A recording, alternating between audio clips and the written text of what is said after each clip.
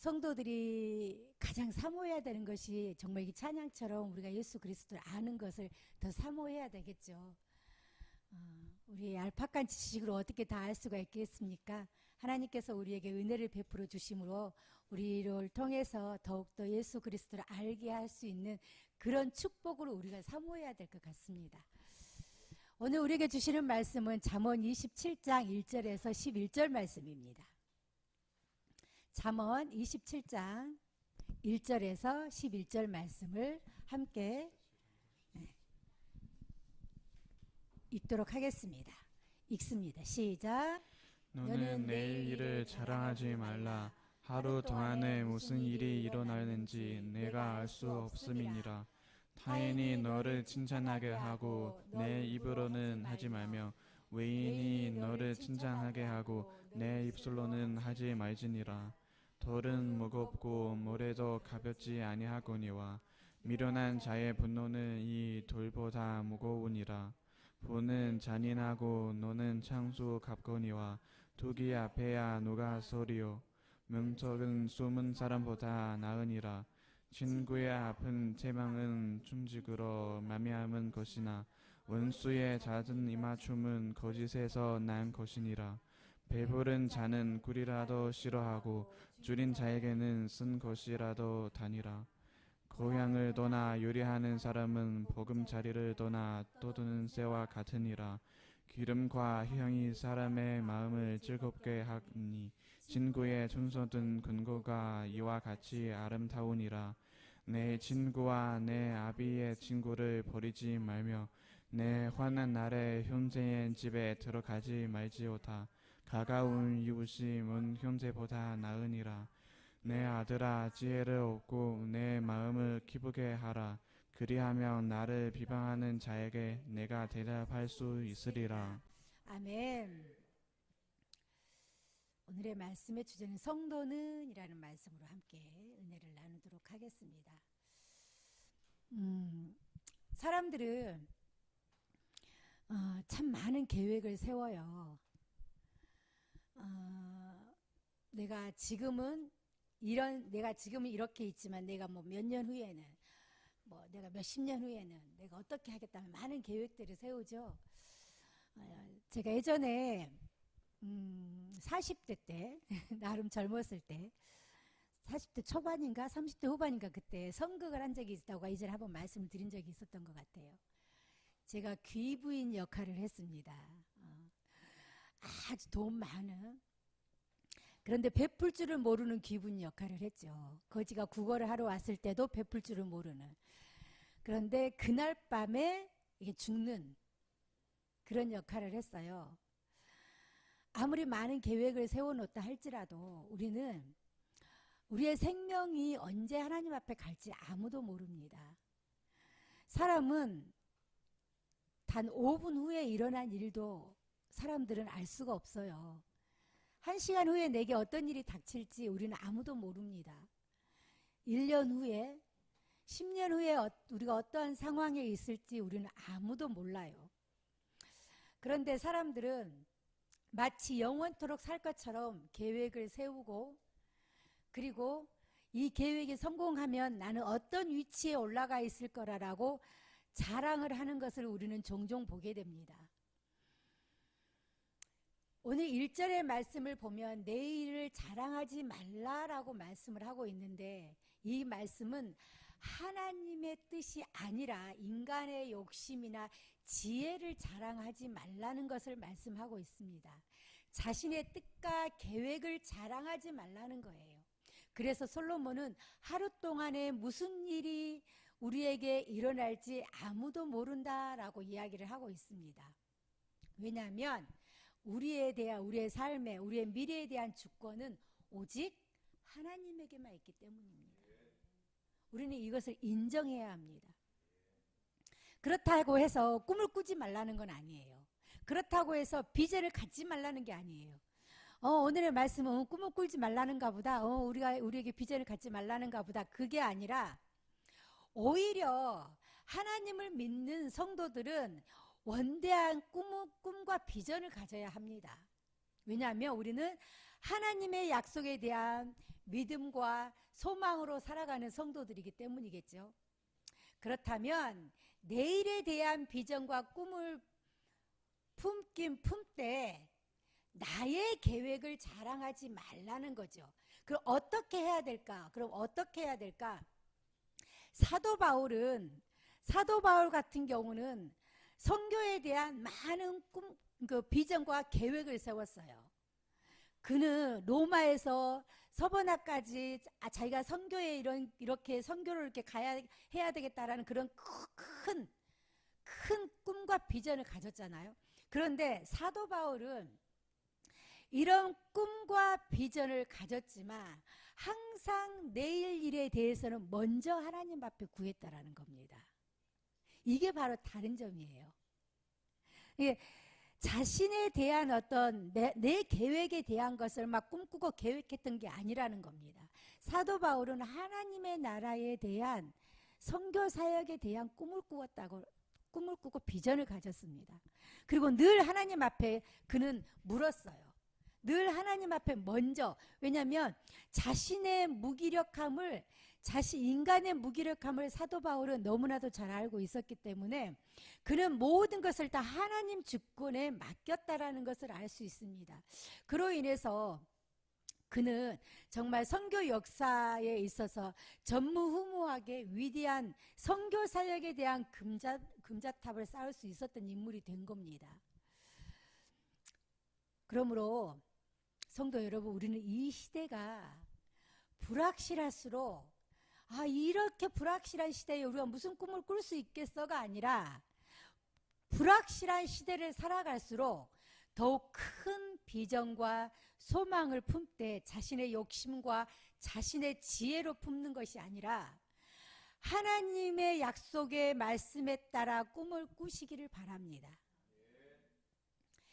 그리고 우리는 내일 일에 대해서 철저히 우리의 무기력한 존재임을 인정하고 우리의 자랑을 내세우는 것이 아니라 오히려 더 겸손한 자세로 하나님의 뜻만 쫓음으로써 품는 꿈과 비전을 이루고 하나님도 기쁘시게 하는 성도들이 되시기를 간절히 원합니다. 또한 두 번째로는 다른 사람에게는 칭찬을 후하게 하고 하나님으로부터 받을 칭찬을 기대하는 성도가 되시기를 바랍니다. 이 말은 제가 너무 길어서 좀 줄였던 건데, 다른 사람에게는 내가 칭찬을 후회하지만 내가 칭찬받는 거에 대해서는 좀 인색할 필요가 있다는 거예요. 오히려 사람에게 받을 칭찬이 아니라 하나님께 받을 칭찬을 기대하라는 말씀입니다.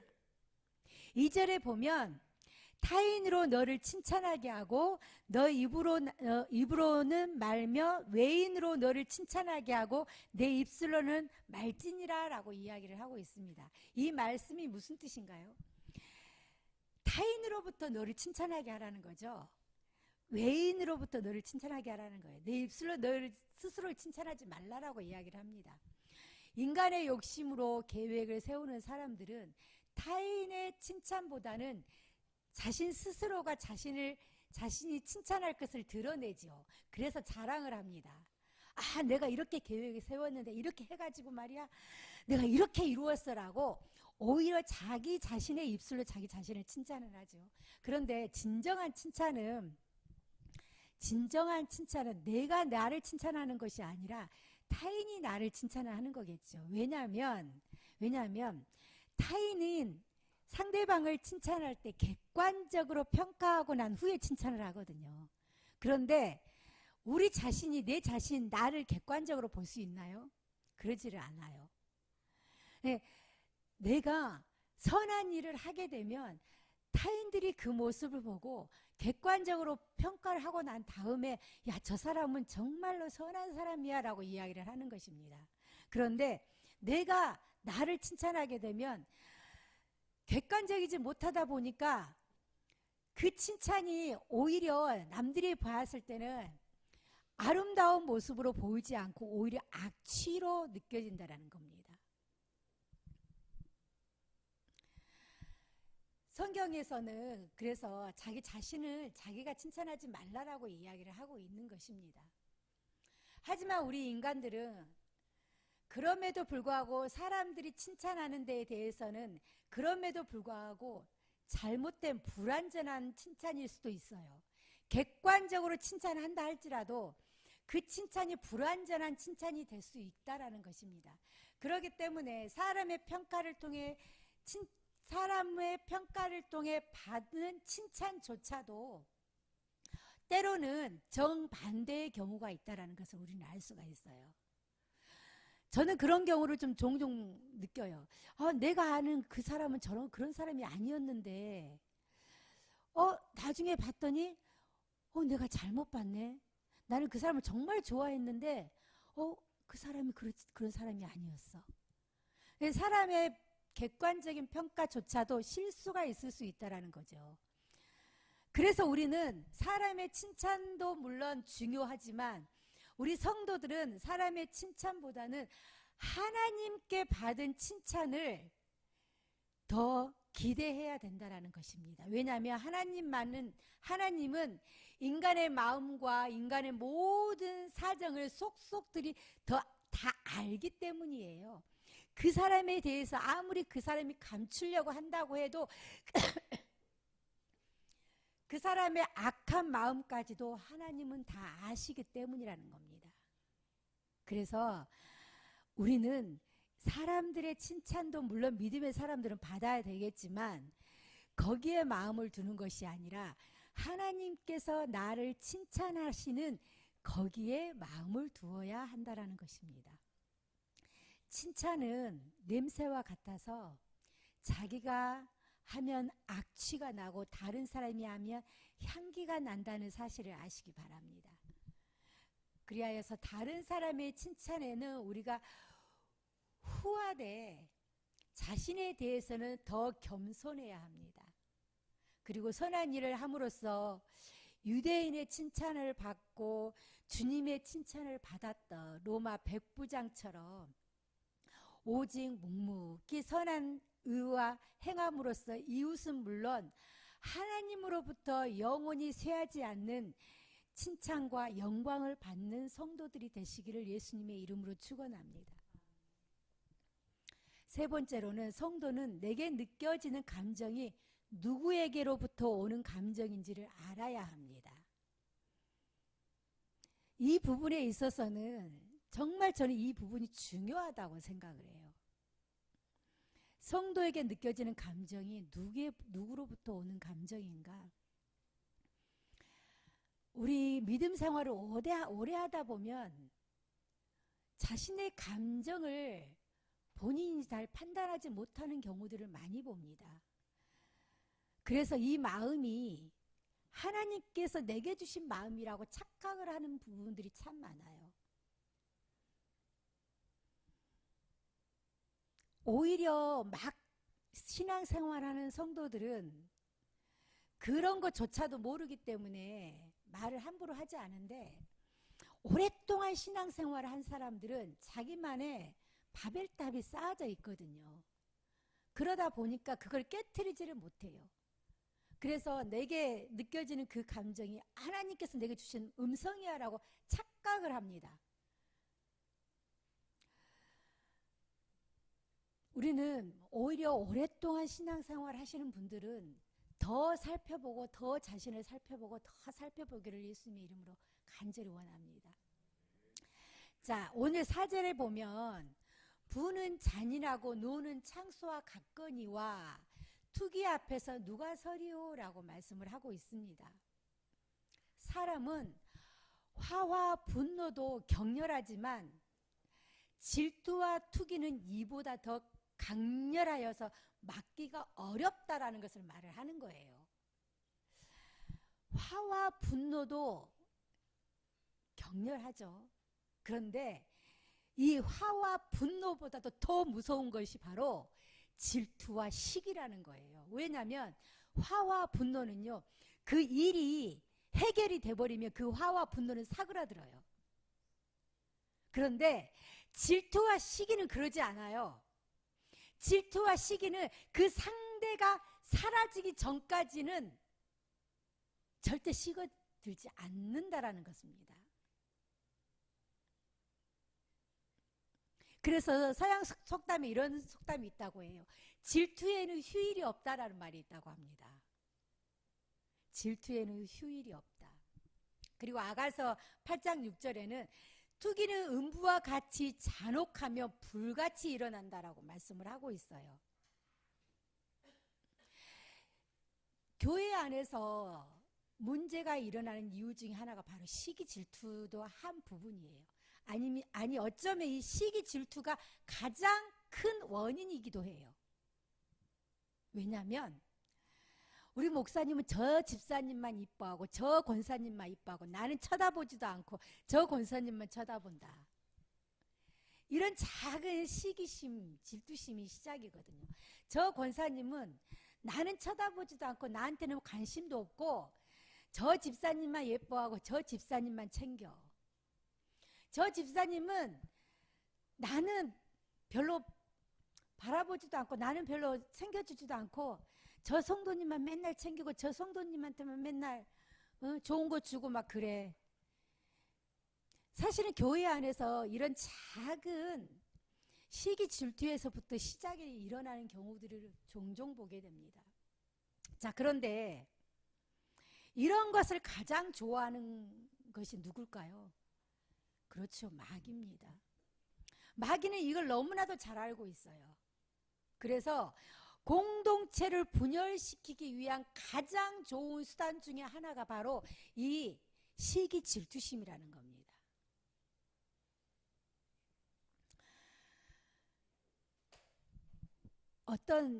이 마귀가 어떤 사람을 시험을 하는 거예요.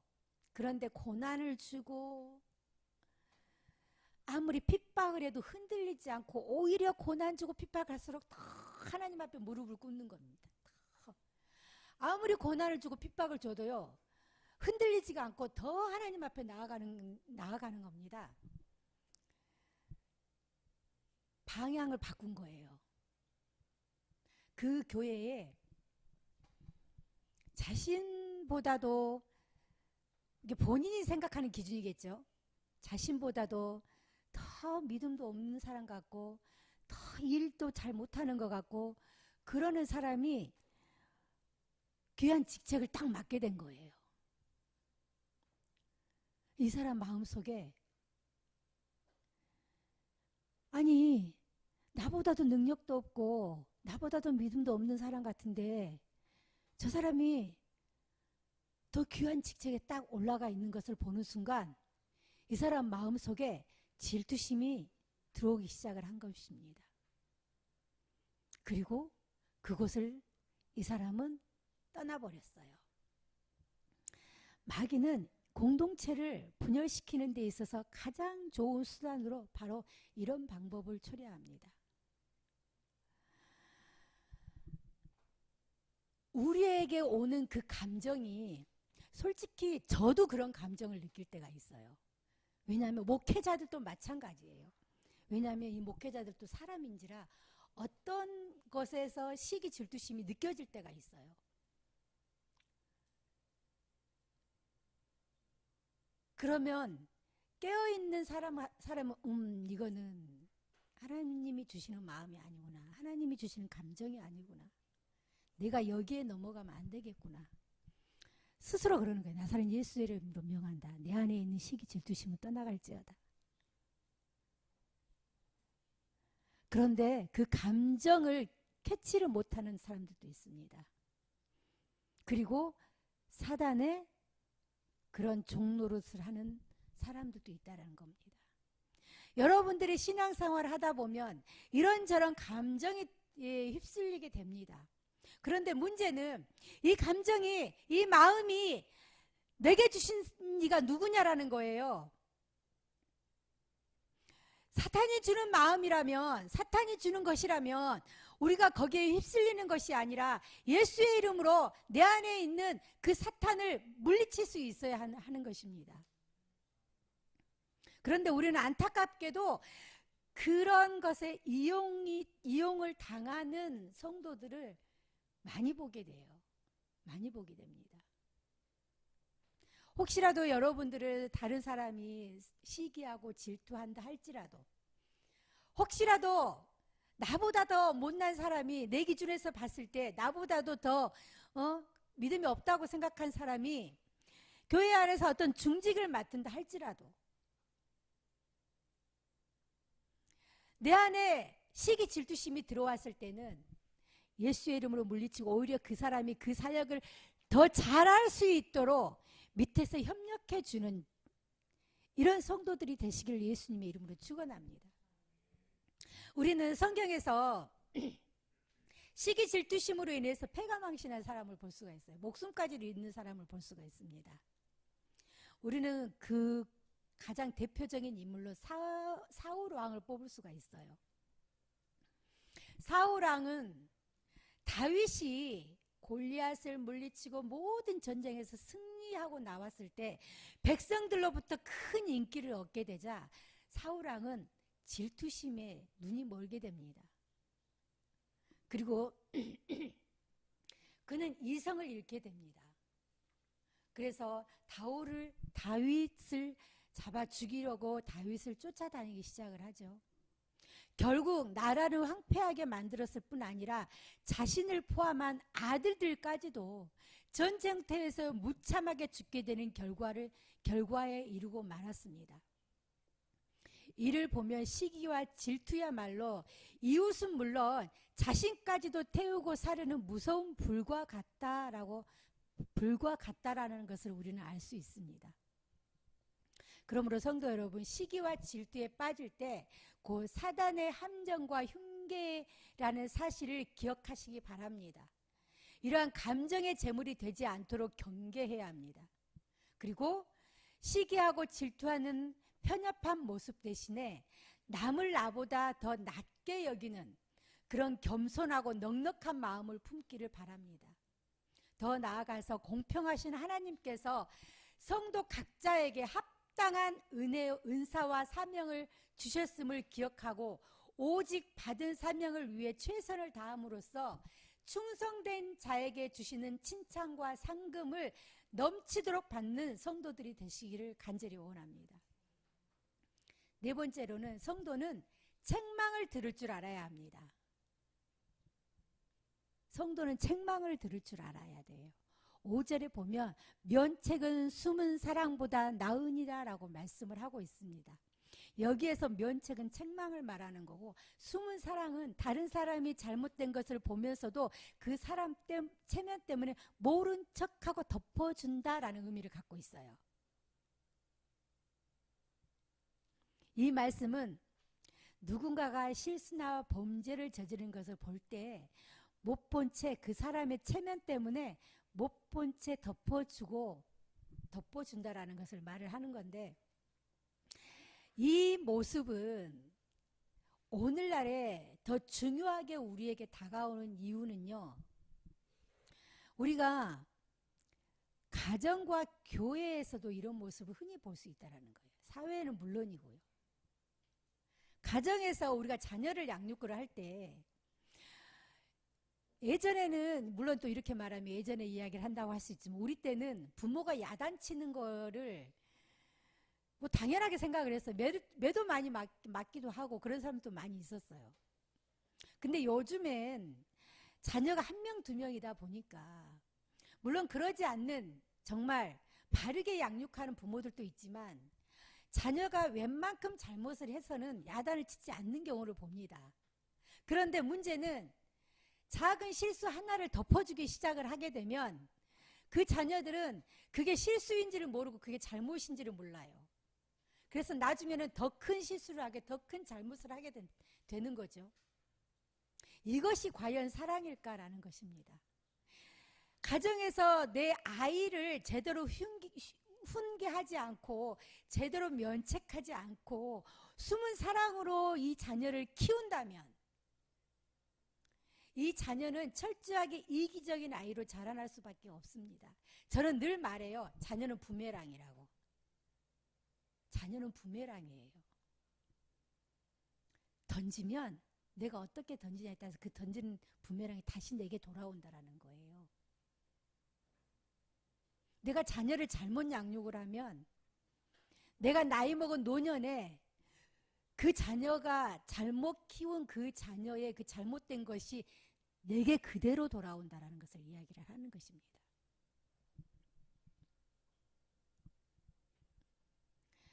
그러므로 가정에서부터 자녀를 제대로 양육을 시켜야 한다는 것을 말씀을 하고 있는 것입니다. 뿐만 아니라 이기적인 자녀로만 자랄 뿐만 아니라 만약에 이게 좀 심한 경우에는 이런 선악에 대한 판단력이 완전히 결여되어 누구의 말도 듣지 않고 오직 자기가 하고 싶은 대로 행동하는 인격 파탄자가 되기도 한다라는 거예요. 그렇다면 교회는 어떻습니까? 교회에서 훈계하고 면책을 하게 되면 어떤 일이 일어날까요? 교회에도 때로는 우리가 그리스도 예수의 사랑으로 잘못을 덮어줘야 한다라고 이야기를 합니다. 근데 저는 예전에도 몇 번 이야기를 한 기억이 나는데 예수의 이름으로 사랑한다라는 게 어떤 뜻일까? 예수의 이름으로 사랑한다? 예수 이름으로 사랑한다. 그 이름이 어떤 뜻일까? 그리스도의 사랑이 어떤 의미를 갖고 있을까? 잘못한 걸 덮어주는 게 그리스도의 사랑일까?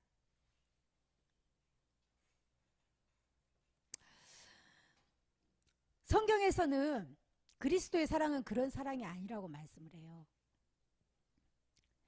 잘못된 것을 덮어주는 것은 숨은 사랑이라고 이야기를 합니다. 정직하고 지적하고 책망할 줄 알아야 된다라고 말을 해요. 그런데 문제는 교회에서 정직하게 지적하고 책망한다면 성도들은 어떻습니까? 그 책망을 받은 성도들은 교회에서 뭔가를 잘못했을 때 그거를 지적을 하게 되면은요, 성도들은 목사님이, 권사님이, 집사님이 나를 정말 사랑해서 나에게 관심이 너무 많아서 나의 잘못된 것을 말씀을 하시는구나 라기보다는 오히려 저 목사님이 나를 미워하나 보다, 권사님이 나를 싫어하나 보다, 이렇게 생각을 하는 경우가 많다라는 겁니다. 그리고 교회에서 성도들을 훈계하고 면책하면 교회를 떠나버리는 것을 종종 보게 됩니다. 그래서 교회에서 성도들이 잘못된 걸 알면서도 훈계하지 않고, 또한 교회에서 훈계를 하게 되면 저 사람과 내 사이가 불편해질까 봐,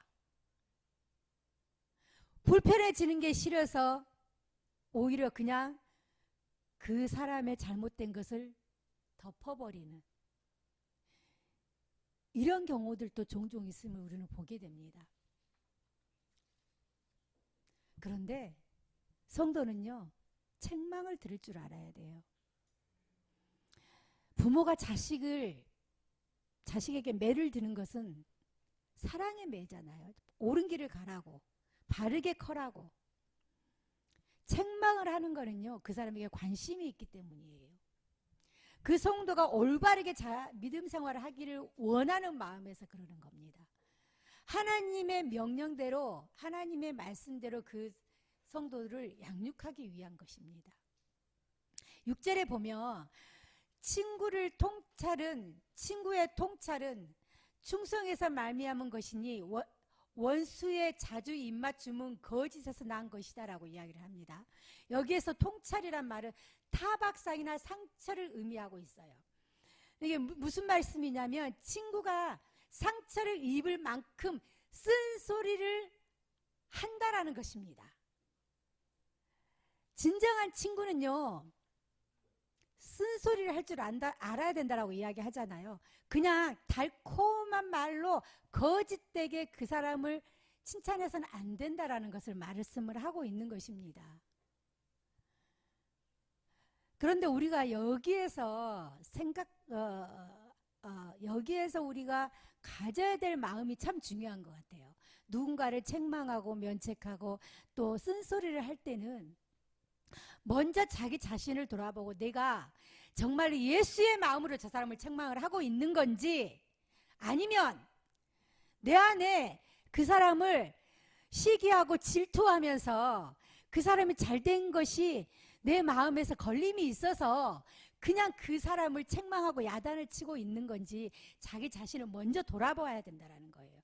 그리고 난 후에 내 안에 예수 그리스도의 사랑이라고 느껴지고 사랑의 마음이다라고 할 때 그 사람을 책망할 수 있어야 된다는 것입니다. 그런 책망을 들을 때는 책망을 듣는 성도들도 기쁜 마음으로 책망을 들을 수 있어야 된다는 것을 의미하고 있는 것입니다. 그런데 오늘날에는 사실은 이와 반대되는 경우가 너무나 많습니다. 왜냐하면 책망하는 소리를 듣게 되면 왠지 내 자신이 그 사람보다도 더 하찮은 존재인 것처럼 느껴지기 때문에, 왠지 그 사람 앞에서 내 자신이 초라한 모습이 적나라하게 드러난다라고 느껴지기 때문에, 그래서 누군가에게 책망 듣는 것을 좋아하지 않습니다. 왠지 나 자신이 그들의 아첨의 말처럼 책망하지 않고 아첨하는 사람들의 말을 더 많이 듣는 이유는 그 아첨의 말처럼 정말 내가 대단한 사람이고 내가 대단한 존재인 것처럼 생각이 들기 때문에 나에게 좋은 말만 하는 사람의 말을 사람들은 더 듣게 된다는 거예요. 내가 정말 그렇게 대단한 사람인 것처럼 느껴지기 때문에. 그래서 사람들은 본능적으로 쓴소리를 기피하고 거짓된 줄 알면서도 자신을 칭찬하는 말에 귀를 더 기울이게 되는 것입니다.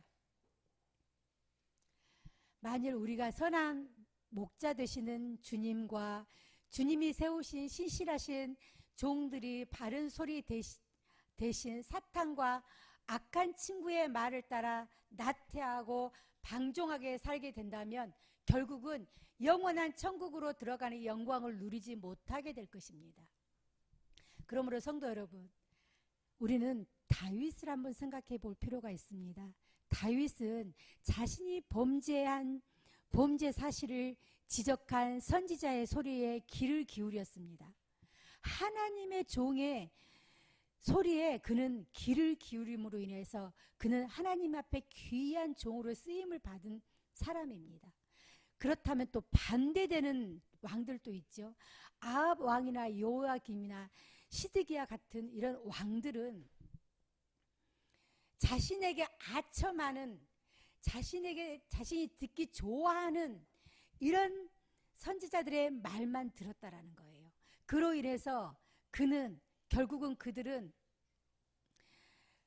회망하게 되고 악한 왕으로 낙인 찍히게 되었다라는 사실을 여러분 기억하시기 바랍니다. 또한 성도는 믿음과 공의를 실천할 줄 알아야 합니다. 11절에 보면 내 아들아 지혜를 얻고 내 마음을 기쁘게 하라. 그리하면 나를 비방하는 자에게 내가 대답할 수 있겠노라 라고 말씀을 하고 있는데, 여기에서 말하는 지혜는요, 어떤 세상적인 지식이나 세상적인 꾀를 말하는 것이 아닙니다. 하나님을 경외하는 가운데 바르게 행하는 것을 말을 하는 거예요. 본문을 직접적인 오늘 이 11절 말씀을 어떤 직접적인 의미는 자녀가 하나님을 경외하며 그 말씀 안에서 바르게 살아가는 모습을 보일 때 부모는 가장 기쁘며, 부모를 비웃던 사람들에게조차도 부모는 자녀로 인해서 더 당당해질 수가 있습니다. 그렇죠? 조금 더 깊게 좀 더 이해를 해보자면 당시 우리가 상황을 좀 볼 필요가 있어요.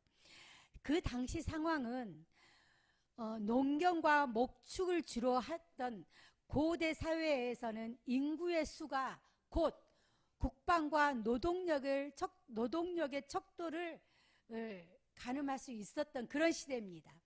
그리고 그들의 자산을 알 수 있는 그런 시대예요. 그러니까 자녀가 많을수록 국방이 튼튼해지고 자녀가 많을수록 노동할 수 있는 사람이 많아지므로 자산이 늘어나는 그런 시대라는 사실입니다. 그렇기 때문에 자녀가 많다라는 것은 그들 스스로 자기의 가정의 치안을 감당할 수가 있다라고 볼 수가 있다라는 거예요. 따라서 당시에 자녀 수가 많다라는 것은 곧 든든한 울타리를 가지고 있는 것과 다름이 없었습니다.